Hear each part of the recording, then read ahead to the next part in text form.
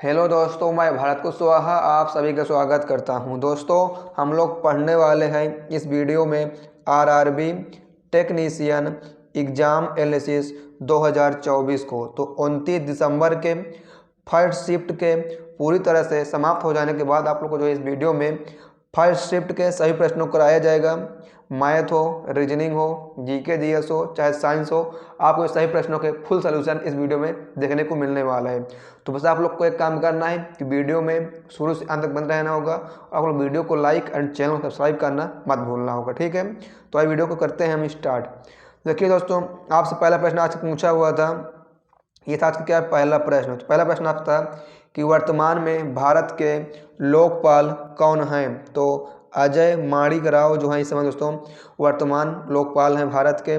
सर्वोच्च न्यायालय के पूर्व न्यायाधीश अजय माणिक राव को लोकपाल का अध्यक्ष नियुक्त किया गया है। वे लोकपाल के दूसरे अध्यक्ष बने हैं, ठीक है। फिर दोस्तों अगर बात करें, देखिए न्यायमूर्ति श्री अजय माणिक राव का जन्म 30 जुलाई 1957 को हुआ है। उन्होंने Mulund college of commerce Mumbai से बीकॉम और केसी लॉ कॉलेज मुंबई से एलएलबी किया हुआ है, ठीक है। फिर दोस्तों इनके देखिए अगला प्रश्न क्या पूछा हुआ था। तो अगला प्रश्न आपको आया हुआ था, भारतीय टीम को चैंपियन बनने के बाद बीसीसीआई की तरफ से प्राइज मनी के रूप में कितने रुपए दिए गए थे। तो आपको जो है 125 करोड़ रुपए दिए गए थे। ये क्या है दोस्तों, आपको जो T20 वर्ल्ड कप 2024 में चैंपियन बनी ही उसके बाद जो ये दिए गए। देखिए नीचे है T20 वर्ल्ड कप 2024 का खिताब जीतने के बाद भारतीय क्रिकेट कंट्रोल बोर्ड यानी बीसीसीआई ने टीम इंडिया को 125 करोड़ रुपए की प्राइज मनी दी थी। यह रकम टीम के खिलाड़ियों, सपोर्ट स्टाफ और रिजर्व प्लेयर के बीच में बांटी गई थी। भारतीय टीम को चैंपियन बनने के बाद बीसीसीआई की तरफ से प्राइज मनी के रूप में 125 करोड़ रुपए दिए जाएंगे, ये दिए गए थे, ठीक है।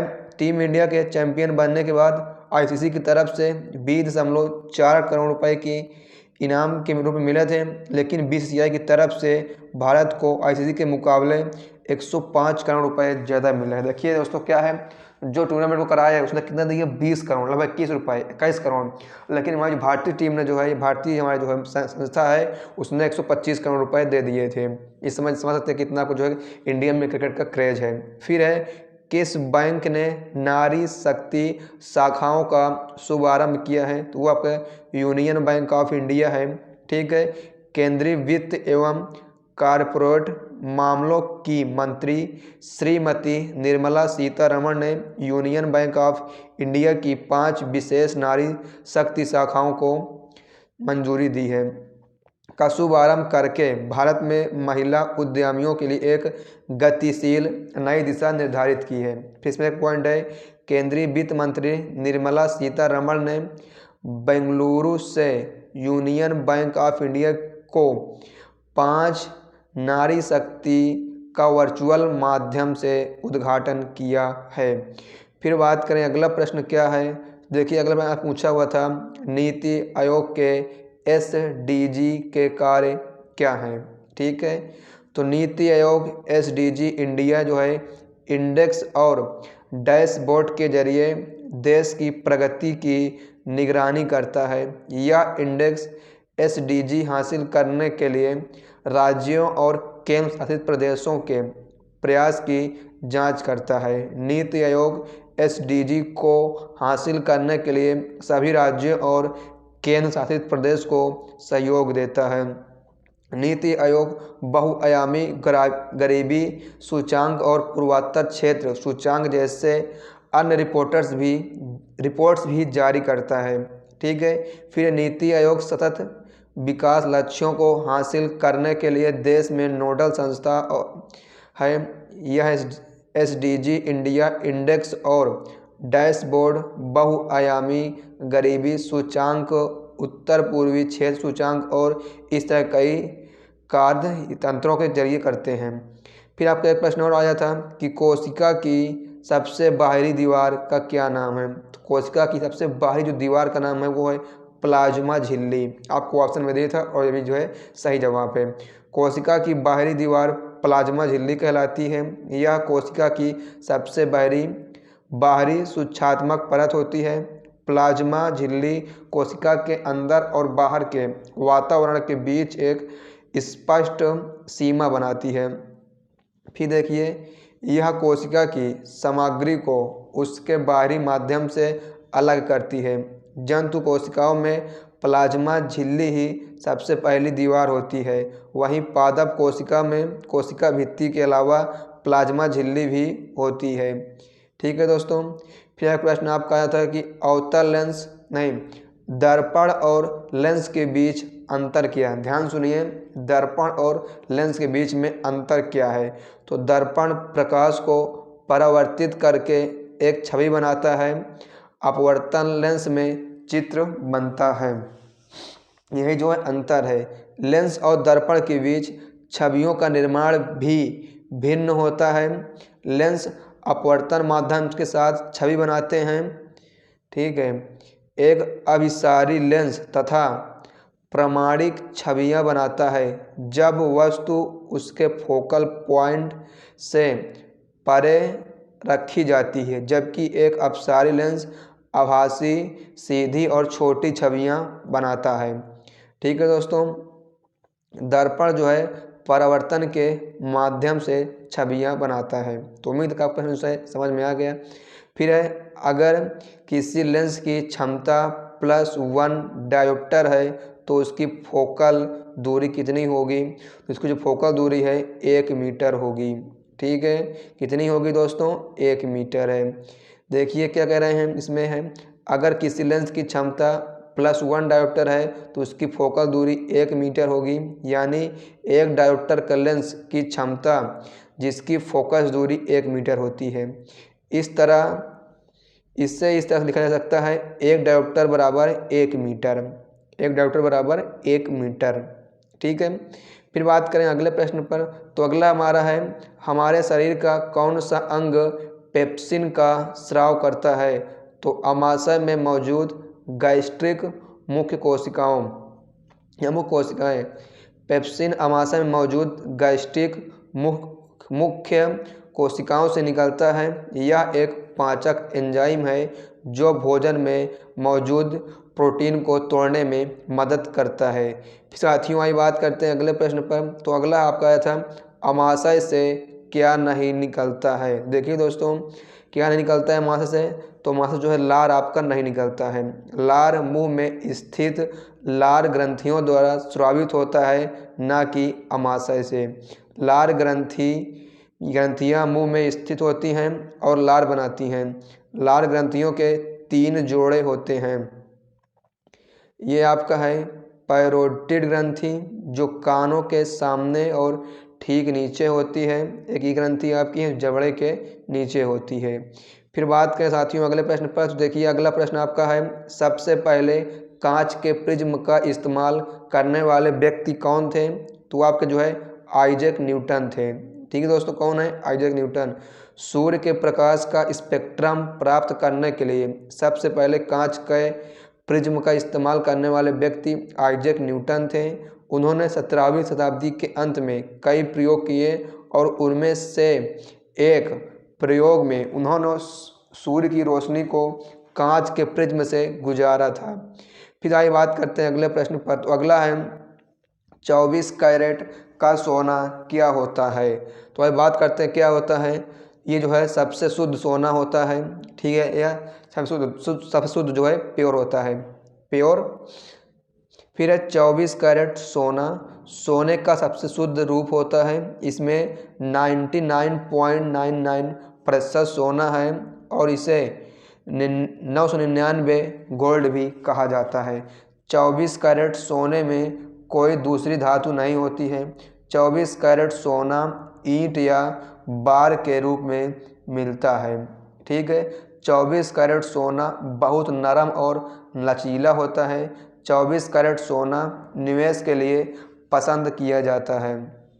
फिर बात करें अगले प्रश्न पर, तो अगला आपका है, सचिन तेंदुलकर के साथ किसको भारत रत्न मिला था। तो आंसर है CN राव। ठीक है, CN राव को जो है मिला था इनके साथ भारत रत्न।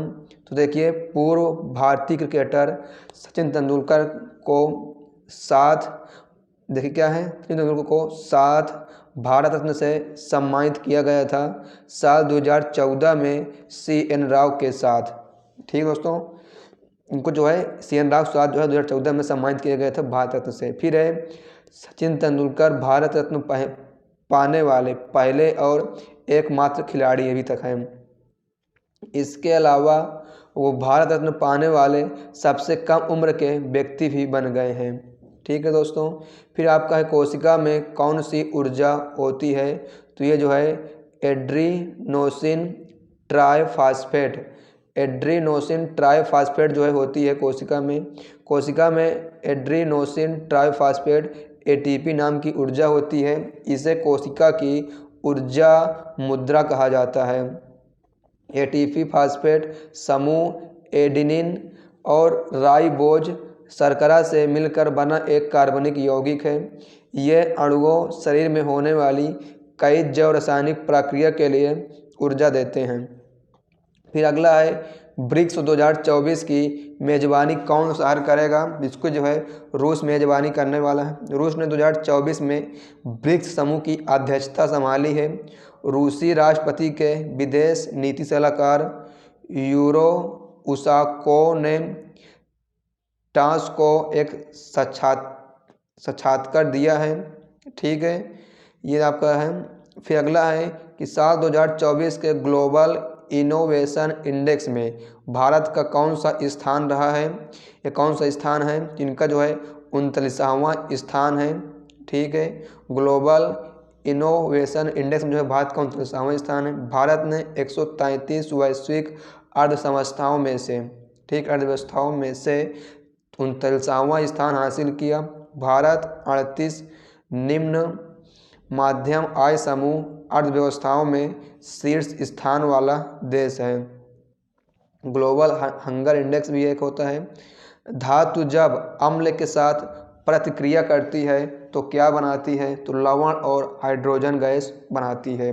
फिर है ट्रिप्सिन निम्नलिखित में से किसमें पाया जाता है, ट्रिप्सिन जो आपका अग्न्याशय में पाया जाता है।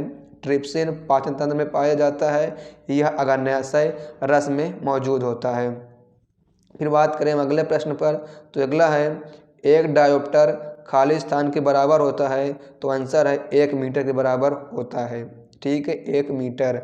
फिर आपका है 400 और 430 के बीच अभाज्य संख्या बताइए, तो 401, 409, 419, 421, 420। ठीक है, ये आपकी जो है अभाज्य संख्या होगी। अभाज्य संख्या वह संख्या होती है जो एक और स्वयं के अलावा कोई अन्य संख्या से विभाजित ना हो। ठीक है, तो 421 आपका है, ये 420 नहीं होगा। ठीक है, इधर नहीं होगी। 401, 409, 419 और 421, आगे भी कुछ संख्या हो सकती है, तो आप लोग कमेंट बॉक्स में कमेंट करना है। फिर है पौधों में ऊपर और नीचे की वृद्धि को क्या कहा जाता है, तो गुरुत्वानुवर्तन कहते हैं। ठीक है, पौधे में ऊपर और नीचे की वृद्धि को गुरुत्वानुवर्तन कहा जाता है। गुरुत्वाकर्षण बल की प्रतिक्रिया में पौधे के हिस्से की वृद्धि को गुरुत्वानुवर्तन कहते हैं। पौधों के तनों के ऊपर की वृद्धि को ऋणात्मक गुरुत्वानुवर्तन और जड़ों के नीचे की ओर वृद्धि को धनात्मक गुरुत्वानुवर्तन कहते हैं। फिर एक प्रश्न आपका आया था कि जुलाई 2024 में भारत की T20 के टीम के कप्तान कौन से बने हैं। ठीक है, देखिए जुलाई 2024 में भारत की T20 क्रिकेट टीम कप्तान कौन बने हैं, तो वो आपके सूर्य कुमार यादव बने हैं। ठीक है, सूर्य कुमार यादव। फिर साथियों आइए बात करते हैं क्या हम लोग अगले प्रश्न पर, तो देखिए अगला प्रश्न क्या है, जुलाई 2024 में सूर्य कुमार यादव भारत की T20 क्रिकेट टीम के कप्तान बने हैं। उन्होंने 27 से 30 जुलाई तक श्रीलंका के खिलाफ पालेकेल में खेले गए 3 मुकाबलों के लिए कप्तानी की है, आगे भी वही करने वाले हैं। फिर है पूर्व कप्तान रोहित शर्मा ने 2024 में T20 विश्व कप में भारत को जीत दिलाने के बाद T20 अंतर्राष्ट्रीय क्रिकेट से संन्यास ले लिया है। ठीक है, फिर है असंतृप्त हाइड्रोकार्बन किसके साथ जलते हैं, तो ये जो है आंशिक रूप से पीली कली के जैसे लौह के साथ जलते हैं। ठीक है, आप उसको पढ़ लीजिए दोस्तों, नहीं तो वीडियो जो बहुत ही लंबी हो जाएगी। फिर है कि भारतीय वायुसेना ने हाल ही में कहाँ एक सफल अभियान संचालित किया जिसमें वायुसेना के विशेष बलों ने आतंकवादियों के खिलाफ कार्रवाई की है। तो जम्मू कश्मीर के कुपवाड़ा ज़िले में, ठीक है, जम्मू कश्मीर के कुपवाड़ा ज़िले में जो है कार्रवाई की है। फिर एक दोस्तों प्रश्न आपसे पूछा हुआ था कि माध्यिका बराबर 30 था, समांतर माध्य 25 दिया गया था। आप जो है बहुलक पूछ रहा था, ठीक है, माध्यिका 30 थी, समांतर माध्य 25 था, हम जो है बहुलक पूछ रहा था, तो इसको आप लोग हल कर लीजिएगा, ये प्रश्न आप जो है आया था। फिर है गैस से लिक्विड में परिवर्तन और लिक्विड से सॉलिड परिवर्तन क्या कहलाता है? तो गैस से लिक्विड में परिवर्तन जो है इसे संघनन कहते हैं, लिक्विड से सॉलिड में परिवर्तन को जो है जमाव कहते हैं। तो जो है संघनन और जमाव जो है इसका सही जवाब हो जाएगा। फिर एक प्रश्न और आपसे आया था कि मूलधन बराबर 12,000 10% वार्षिक ब्याज दर पर कंपाउंड इंटरेस्ट से 14,520 बनने में 2 वर्ष और 14,540 बनने में थोड़ा अधिक समय लगेगा, 2.1 वर्ष लगेगा, ठीक है, तो बात सही, थोड़ा सा लगेगा। फिर एक प्रश्न आया था कि अधातुओं के ऑक्साइड प्रकृति में खाली स्थान होते हैं, तो जो है अम्लीय आप दिया था ऑप्शन में, और अम्लीय जो इसका सही जवाब भी है। फिर दोस्तों आपको एक प्रश्न और आया था, सिंपल इंटरेस्ट से प्रश्न देखने को मिला था। फिर है मीटर प्रति सेकंड को किलोमीटर प्रति घंटा में बदलने के लिए क्या देखते हो क्या है, तो क्या कह रहे हैं, मीटर प्रति सेकंड को किलोमीटर प्रति घंटा में बदलने के लिए मान को 185 या 3.6 के गुणा कराना होगा, ठीक है, मीटर प्रति सेकंड को किलोमीटर प्रति घंटा में बदलना होगा, तो इसके लिए जो है 185 या 3.6 से गुणा कराएंगे। 185 बटे शायद 6 होगा क्या, 36 18, हाँ ठीक है, 185 बटे 6 या 3.6 जो है गुणा कराना होगा। तो दोस्तों जो है इसके सेट में हमें इतने प्रश्न मिल पाए थे, तो आशा करते हैं और उम्मीद करते हैं कि आप लोग को वीडियो जो है पसंद आई होगी। आप वीडियो पसंद आई हो तो प्लीज़ आप लोग वीडियो को जो है लाइक करिए, और अपने भाई को सपोर्ट करने के लिए वो क्या है, चैनल को सब्सक्राइब करना है और घंटी पर ऑल पर क्लिक करें, ताकि जब भी हम आप कोई पेपर एनालिसिस कराएं, आंसर की बताएं, रिजल्ट्स अपडेट बताएं, न्यू जॉब का अपडेट बताएं, तो इसको आप लोग जो है सबसे पहले देख सकें। तो thanks for watching this video. आइए साथियों, आपसे मिलते हैं हम फिर अगले वीडियो में ऐसे ही धमाकेदार और महत्वपूर्ण कंटेंट के साथ। तो जय हिंद, वंदे मातरम।